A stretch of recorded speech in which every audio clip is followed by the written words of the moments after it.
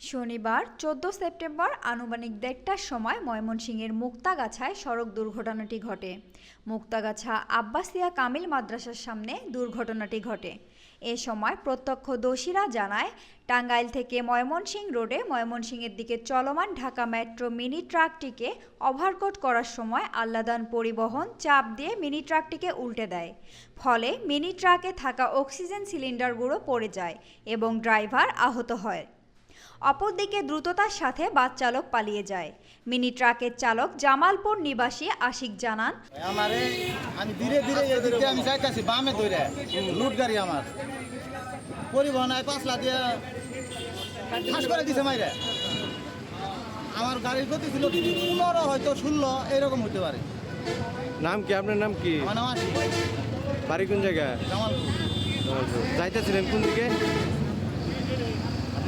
ময়মনসিংহ রোডে যাইতেছিলেন। আর অক্সিজেন আর যে গাড়ি মাইরা দিচ্ছে আপনারে, চাপ দিচ্ছে যে গাড়ি, ওই গাড়ির নাম কি? কুষ্টিয়ার পরিবহন। কুষ্টিয়ার পরিবহন। হ্যাঁ। ওইটাও ময়মনসিংহগামী। হ্যাঁ, ওইটা ময়মনসিংহ যাবো। আপনার বাম পাশে আছেন রাস্তায়। আমি একবারে ভুল ভাই, আমার সাইডে আমি বাম পাশে একদম চাপায় চাপায় যাইতেছি আমি। তাহলে 2 টাকা উনার আর পুরাটাই উনার ভাই। চাপ দিয়ে উনি আর পরবর্তীতে দাঁড়ায় নাই, চলে গেছে। একটা মানে আমার ভাই মাইরা দিয়ে একটা টানি দিচ্ছে। রাজীব গাড়ি। আল্লাহর দান আল্লাহর দান। কুষ্টিয়াগামী কুষ্টিয়া তো ময়মনসিংহ।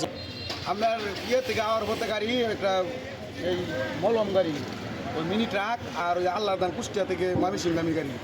এটা ওইটা চাপ মারছে, এটা পল্লী গাড়ি সামনে কামিল মাদ্রাসার সামনে।